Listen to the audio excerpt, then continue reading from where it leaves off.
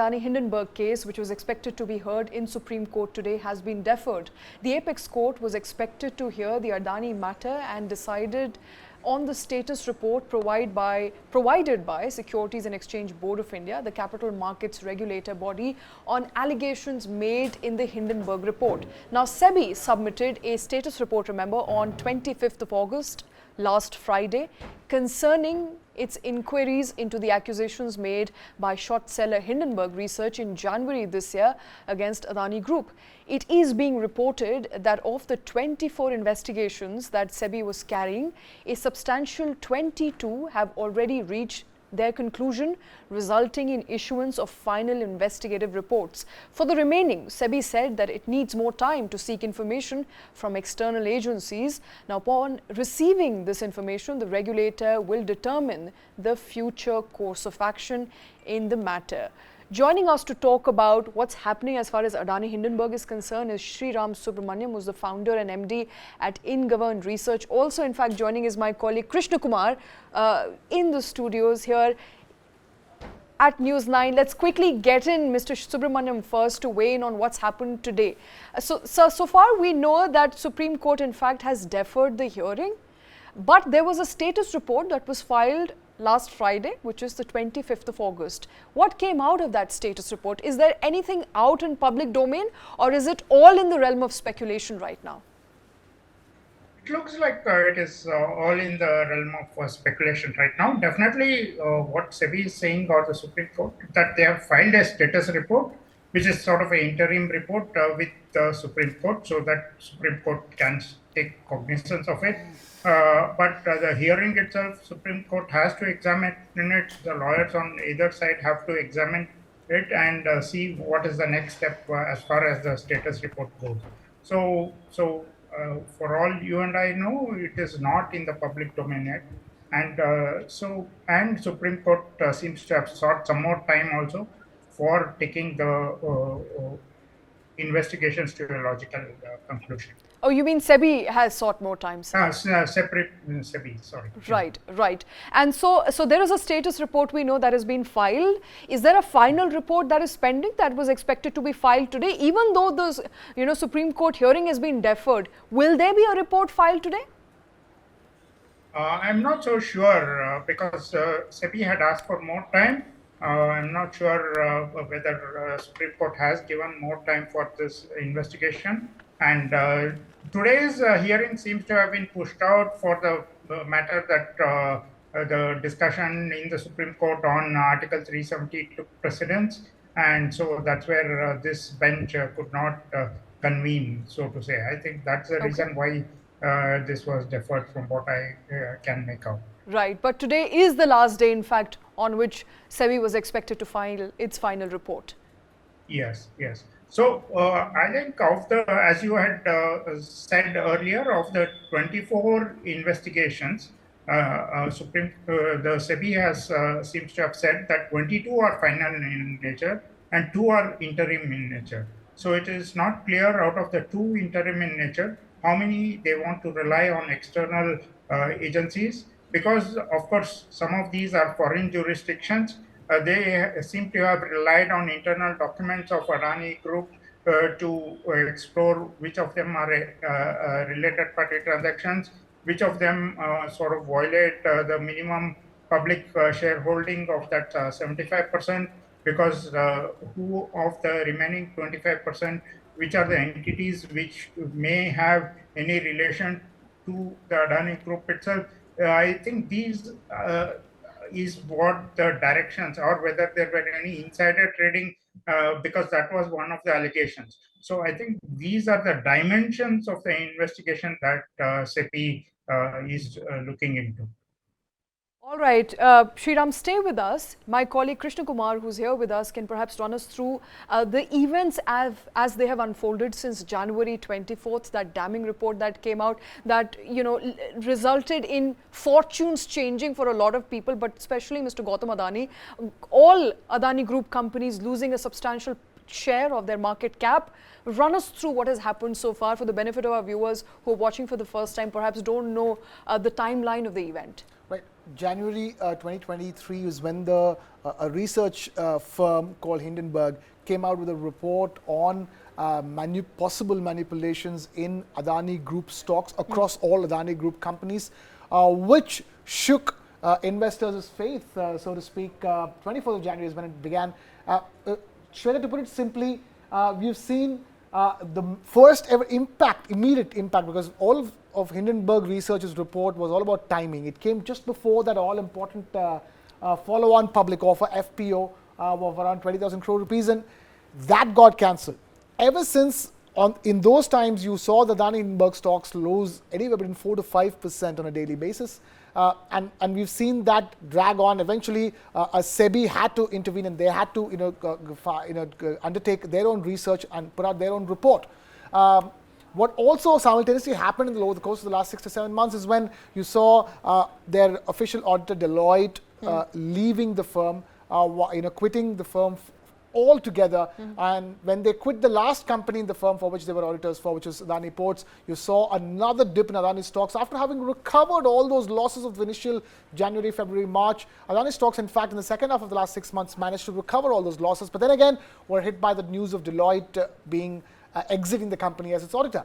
And now, as far as the latest in terms of investigations into Hindenburg Research Report's claims are concerned, SEBI submitted that final report on the 25th of August to the Supreme Court of India.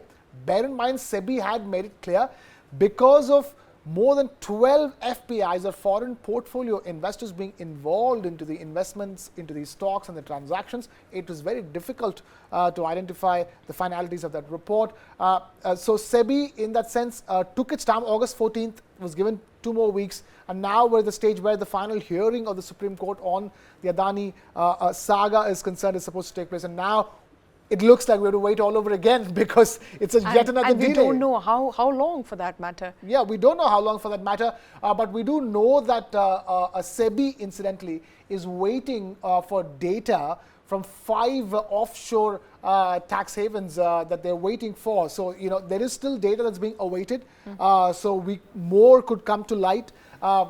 So, I mean, I, just like you and all the investors out there, waiting with crossed fingers as to what the final status of that report is going to be. Absolutely. And Shriram here, who's read that Hindenburg report, who has also tracked this matter very, very closely. Shriram, run us quickly through what are these 24 allegations that SEBI is looking into. We understand 22 have been addressed. There are 2 allegations where SEBI needs more cooperation from international agency, which is what it's seeking and why it needed more time. It hasn't got that, those documents that it needed, that cooperation that it needed. But run us through what are these 24 allegations and the other 2 remaining allegations.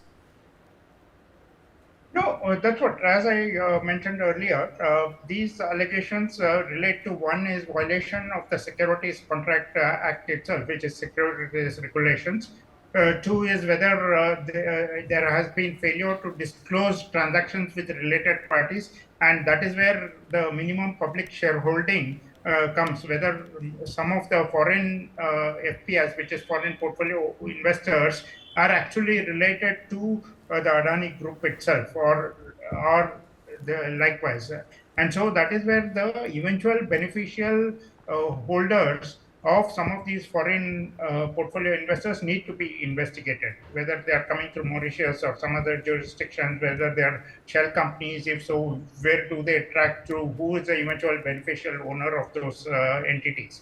3 is whether there has been any manipulation of stock prices, in that sense, because there was definitely the fact that the stock prices of many of the Adani Group companies were going higher and higher, as if that's not tomorrow. So whether it's some brokers, whether it is partly by the company or some other group companies or somebody related to the group, etc. I think this covered the ambit of the SEBI investigation. The problem was even the direction by the Supreme Court was not very clear or very, it was all encompassing, so to say.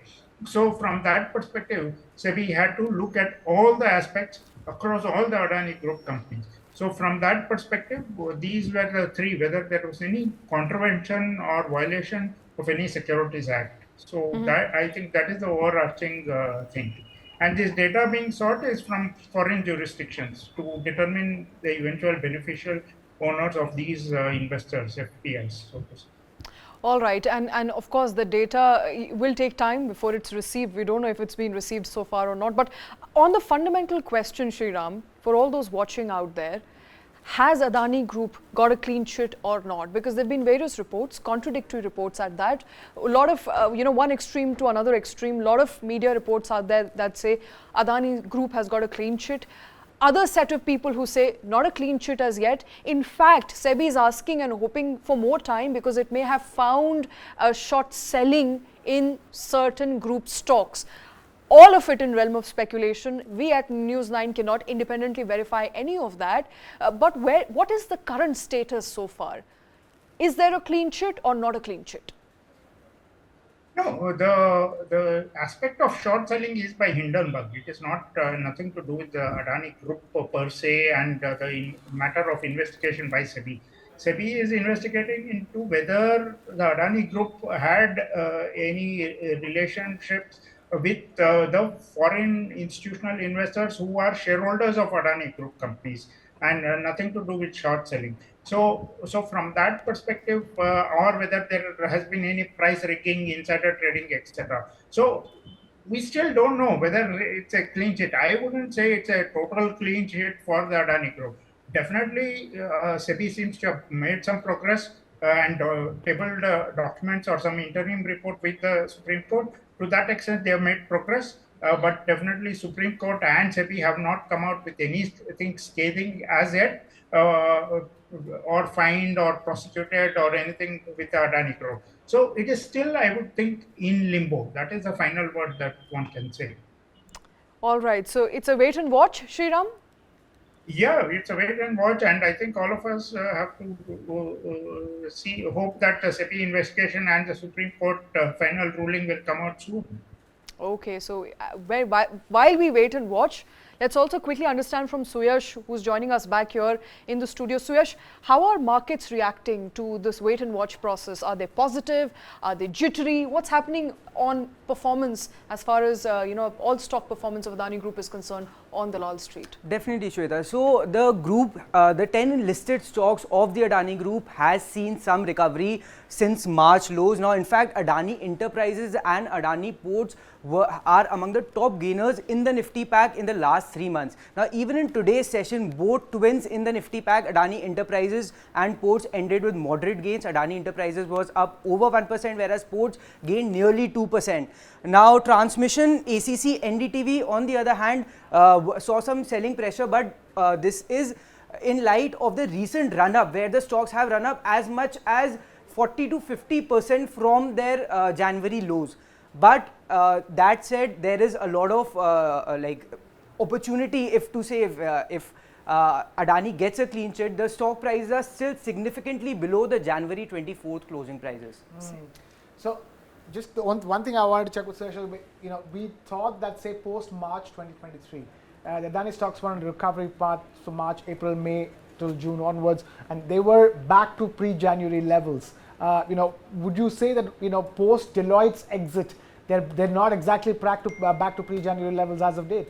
Actually, after Deloitte's exit from Adani Ports, we saw some correction as a result of it. But then, since then, even the stocks have bounced back. Adani Enterprises, for example, which was trading about 2200 odd levels, is currently sitting at about 2500 levels. Adani Ports, which was about 750, is currently about 820 levels. So the stocks, after an initial crash, has rebounded, and the expectation is that there will be a favorable report. But then again, it's in a realm of speculation. All right. There's also the GQG investment that we have to take into account that's really supporting the Adani stocks these days. Definitely, and Adani not only has brought in marquee investors, they have been able to kind of turn around. One of the biggest concerns was about Adani being over leveraged. Now the company has prepaid some of its loans, refinanced a lot of its loans, brought on marquee investors, 25,000 crores, over 25,000 crores from investors like GQG. So it has come out strong.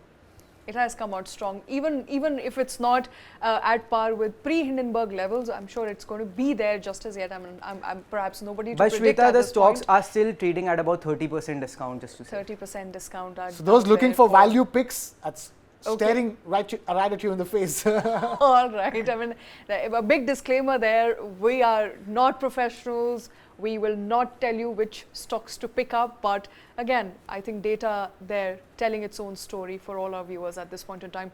Let me quickly take this time and opportunity to thank Shriram Subramanian, who took his time out and who joined us on this very important story. So please do come back to us if and when that SEBI crucial report is filed in Supreme Court. We want you to be the first pick where you come Absolutely. out and discuss the details of that much awaited SEBI report in the Adani Hindenburg saga.